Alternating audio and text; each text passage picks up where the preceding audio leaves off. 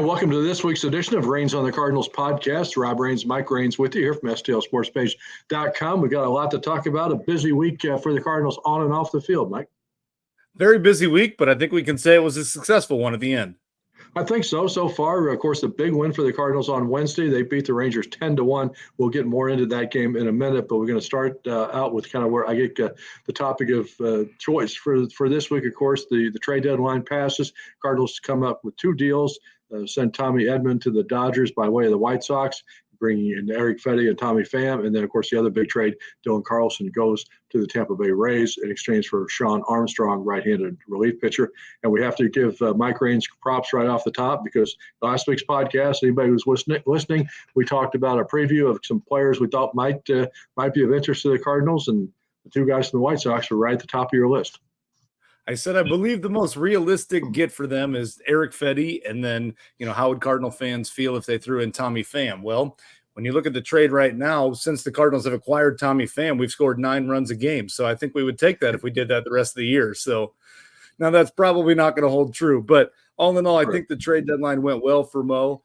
We knew his goals set out were a proven starter, another bat that's, a right-handed bat that can help you with left-handed pitching, and a reliever. Yeah, and I think the fact that they were able to do it by trading two guys that at the moment, even though we really like both of those guys and they've been key contributors to the Cardinals over the last couple of years, they kind of both because of injuries and just lack of performance were not part of the current club really. I mean, Carlson is on the roster, but really his playing time was diminished to next to nothing with the way that Ciani and Burleson had come on, and then of course getting Tommy Pham knocked him even down another rung probably as far as game time playing time was concerned. So you trade two guys that hopefully can bounce back from those injuries and go on to have productive careers elsewhere, but to get guys that might be able to help you now and not have to trade any of the prospects that I don't think any of us wanted to trade. I think we all feel for Dylan Carlson, but you hit the nail on the head that his spot here was just a little bit, handicapped. He's a little bit stuck, and Mo even said it. He goes, he never liked trading guys off the major league roster, but there just wasn't room for him here, and Ciani's ability to play defense really kind of pushed him down a little bit, and the same with, how well Nootbaar's hitting. So you hope that he does well there, but I think the addition of Pham is going to be something that a lot of guys are going to like to this team. Everybody's got different opinions on what they feel about Tommy Pham, but he is someone who's going to put baseball first and go down and play hard and be a determined player. If you look at the Cardinals' track record for trading outfielders that go on to have success elsewhere, it's a pretty long list. So you might be able to add Tommy Edman and Dylan Carlson to that list. I mean, I've been a champion of both those players for a long time, and Dylan especially I've known since he got drafted and was playing in the complex league, the Gulf Coast League, that first summer that he was here, and we've gotten to know his family and everything. So it's a very personal trade as far as that's concerned, but I think it's the best thing for Dylan because I think he needs a chance to go play somewhere and just kind of felt he was getting pushed around a little bit here and kind of getting squeezed, and the playing time was just so limited, and the injuries were just kind of couldn't seem to ever get over the hump. So I'm hoping that a fresh start will do him well. It took about 19 hours for him to get in the lineup at Tampa Bay after the trade, as he caught a quick flight down there and went in the game in the third inning on Wednesday after Richie Palacios had to come out with a knee injury. So he's going to get the chance to play, and then we'll see. Hopefully he'll be able to make the most of it. And you really thought this year might have been the year for Dylan Carlson with how he was playing in spring training, because if everybody remembers back, he was playing very well there. And then the injury late, which brought up Victor Scott, and it just kind of changed the course of the way things go. And that's the world of the way baseball works. And so you hope the best for him. And in the case of Tommy Edman, I think we would all feel differently if Tommy was playing here every day right now. But because we haven't seen him, it probably makes it a little bit easier to say, okay, yeah, we traded him. And if you think about it, we really only gave up Tommy Edman to get a similar bat, if not better, in Tommy Pham, and you've got a proven starter who over the last month of July has a 2.5 ERA. Yeah, I think that's one of the big keys. We should mention, of course, before we go any farther in this Reigns on the Cardinals podcast, that this podcast, like all of our content here on STLSportsPage.com, free with no paywalls, thanks to our generous sponsors, Archwell Health and Drury Hotels, of course, the main two title sponsors for all of our coverage of the Cardinals here on the site, as well as AAA Travel of Missouri and the other sponsors as well. So we appreciate all of their support in helping make all of our content here free and available to everybody, all Cardinal fans everywhere. Fetty, I think, yeah, is interesting. He's going to make his Cardinal debut on Friday in the second game of the series at Wrigley Field. And as the news broke on Thursday morning with Lance Lynn going, or Wednesday morning with Lance Lynn going on the injured list, even more important that they pick up that starter, because now Andre Palante will stay in the rotation. I think Lynn's going to miss at least 2 times through the through rotation, maybe 3. So Fetty's presence here is going to be welcome right at the moment. And Fetty's a guy that had a big year for the White Sox. Obviously, the White Sox having a horrible season, but he was pitching really well for them after his breakout season in South Korea last year. I do know that the Cardinals had interest in him over the offseason, did do their homework as far as checking into him and trying to decide if there would be a fit there and be able to make an offer. But by the time they got around to him in the pecking order, they'd already signed Gray, Lynn, and Gibson, so there really wasn't room for him in the rotation, but he is a guy that they've liked for a while.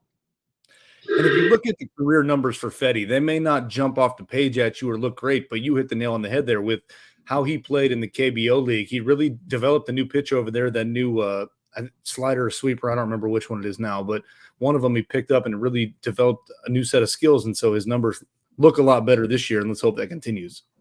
Should mention, of course, before we dive into the game against Texas and a couple of the results on the field, that we want to send a shout out to a couple of Cardinal players, Brendan Donovan and Alec Burleson, as well as the TV broadcaster on Bally's, Chip Carey, for coming out and helping us with our Rainbows for Kids All-Star game on Sunday, an event that our family is involved with as far as running the charity is concerned, but doing the game now for, I think, 16 years correctly. And a lot of the times we do get a player and some other guys who come out and helped us in the past.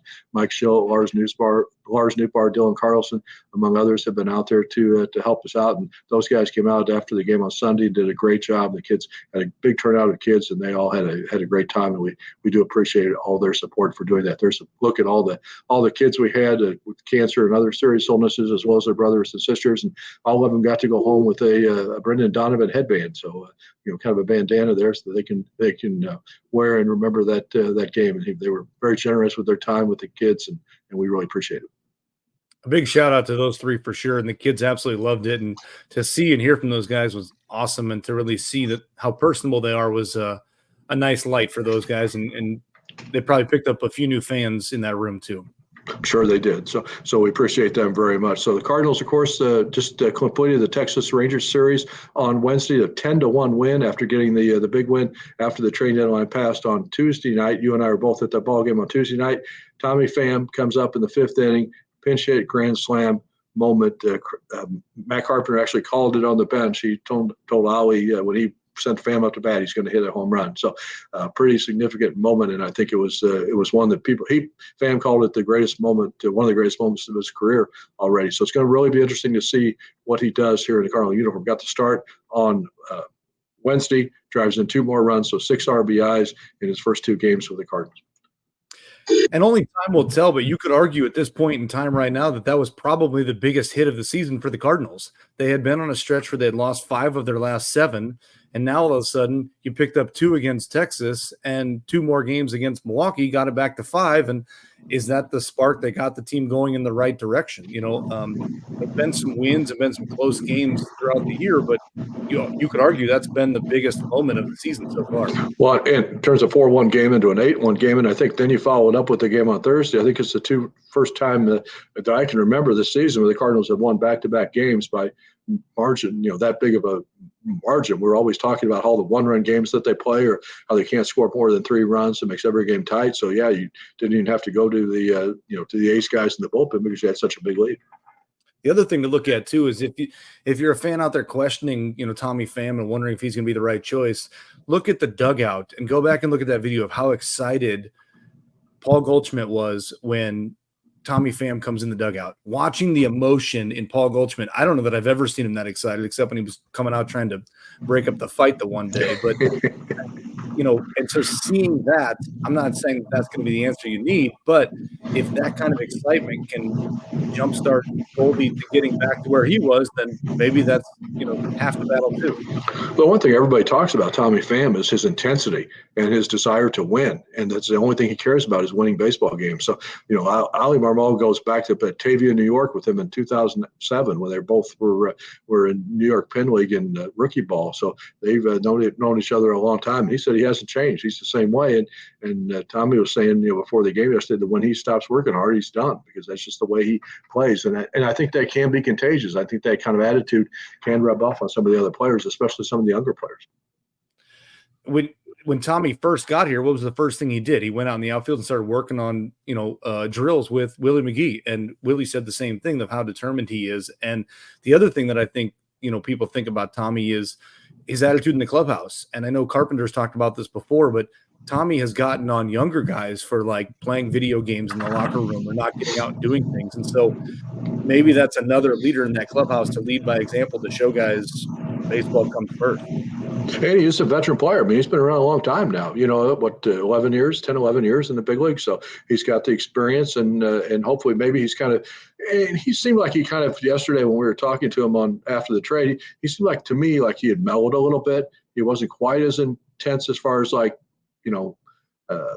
what he was saying and how he was saying about it. He seemed, one of the questions to him was about if he had a different view of the Cardinals now that he'd been with other teams. I think he's been with 7 teams in the last few years or something like that. He's bounced around, and he seemed very complimentary of the organization. So I think it's going to be a good fit. I mean, there were some other guys that I think they could have considered as far as that role for the right-handed bat. Wayne Thomas was a guy that you and I both mentioned as well, another former Cardinal, but they went with this route. And I think for what we talked about, the trades that you had to make to the personnel that you gave up to get those 2 guys, as well as the reliever they got in Sean Armstrong, who's going to join the club on Thursday in Chicago, another, back end arm in the bullpen guy. Another guy's 10 years of experience in the big league. So I think all in all that the Cardinals had to be pleased with what they did at the trade deadline.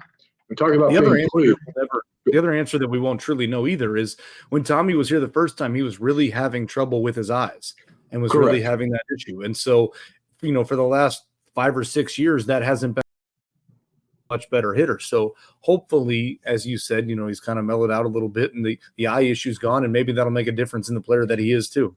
Yeah, he went through a lot of different contact lens, situations, trying to find the correct ones to make it fit and be able to see better. So yeah, hopefully, I haven't heard any conversation about that. So hopefully he's got the proper treatment now and the proper lenses in there to take care of that. Speaking of being pleasantly pleased, I guess that's not a great segue there, but how about the performance of Michael McGreevy on Wednesday?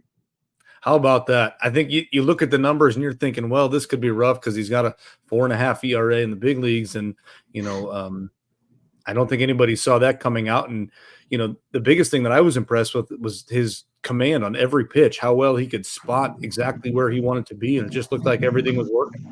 A lot of the photos that we're using, of course, courtesy of KSDK Sports, because of our alliance with them through the Associated Press. Some of our stories about the game coverage appears on KSDK.com as well. So we appreciate their help and support in providing us with all the photos, both for the podcast as well as for the website. Yeah, the Cardinals needed a spot starter for the game on Wednesday because of the playing a stretch of playing 16 games in 16 consecutive days, and they wanted to give all those extra starters a day, even before we knew about Lance Lynn's knee injury, that it was going to keep him out. So they brought up McGreevy from Memphis. He had some good games down there, but nearly nothing like he did on Wednesday. He goes 7 innings, 5 hits, 1 run, and I don't think anybody would have predicted that happening. It's actually only the second time in the last 30 years Cardinals have had a starter come up, make his major league debut as a starter.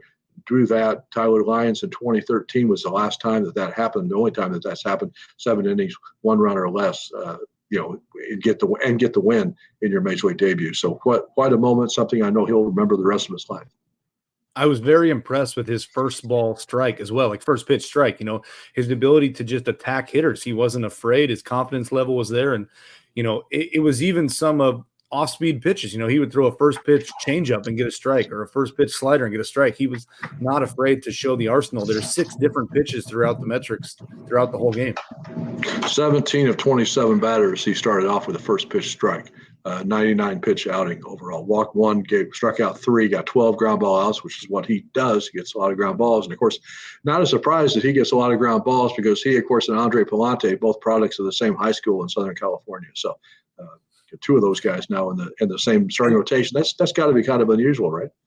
It's got to be very unusual. But anyone can tell you that the key is get ahead of the batters, right? Because in the world that we live in, there's probably no true hitters count anymore.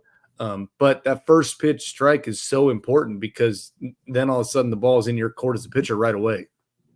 The other individual performance that we have to salute as well as we get through the month of July now is Alec Burleson.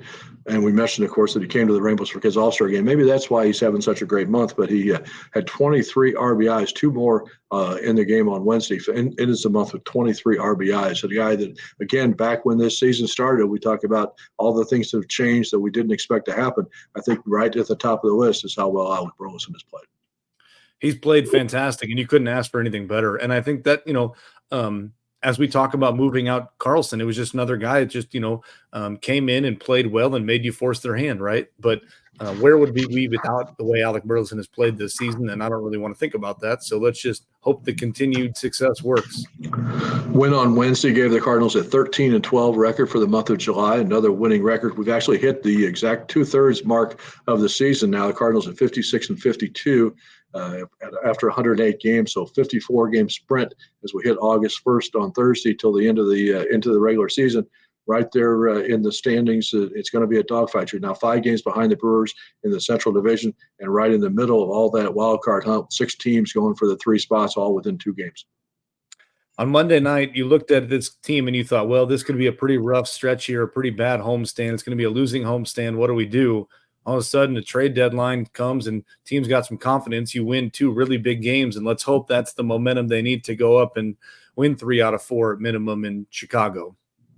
Cardinals will be in Chicago this weekend to play 4 games against the Cubs. So Milwaukee will be in Washington taking on the Nationals. So you got to figure they've got a little bit of an edge there in the matchup department. So it is now it's right there for you. I mean, you've made the trade deadline. You've got the guys that you think are going to help you win, and it's a matter of going out there and getting the job done. And I don't think we all thought this team was going to score 8 and 10 runs every game, but the way this team played in these last 2 games is what we thought they were going to do, right? Over 400 batting average with runners in scoring position the last 2 days. And as we've talked about before, the Cardinals' average with runners in scoring position is really bad. Same with their run differential. Well, you look at these 2 games, and all of a sudden they turn both of those around. So it takes little by little to make a run and get there, but tack on these 2, go pick up 3 or 4 wins in Chicago, and then look and see where you are. Cubs were an interesting team at the trade deadline too. They made a couple of interesting trades, traded Mr. Morel, the third baseman, to Tampa Bay, and made a couple other moves. So they obviously don't seem like they're going to be going for it, but yet it's always a good series. And I know you're going to be up in Chicago for the weekend, but those games are always, even if, a lot of times it doesn't matter whether they're in first and second place or fifth and sixth place, those games are still going to be exciting and interesting. The Cubs are always fun. It's always fun rivalry. It's hard to make what they did at the trade deadline, right? The third baseman for third baseman trade was kind of an odd one. Doesn't really make a whole lot of sense, but they also didn't really buy. They didn't really sell. They just kind of made a couple moves to change a few things. Their bullpen got a little bit weaker with trading Mark Leiter Jr. to the Yankees, so hopefully that's a good sign for us this weekend. But yeah, it's always fun to go up to Wrigley. Sonny Gray will get the start on Thursday night. As we mentioned, all the Cardinal starters moved back one day because of the emergence or entrance of Mr. McGreevy to start on Wednesday, but he'll get the start on Thursday night. Shoto Imanaga, the star Japanese rookie, will get the start for the Cubs. 2 left-handed starters scheduled for the Cubs in those 4 games, so you pretty much know that Tommy Pham is going to start those 2 games, and I think it's just a matter of time. Maybe he talked about how he wants to get in there every day, so they're going to at least start now against left-handed pitchers and probably let him find some at bats against right-handed pitchers as well. But how well he plays is going to determine how much he plays.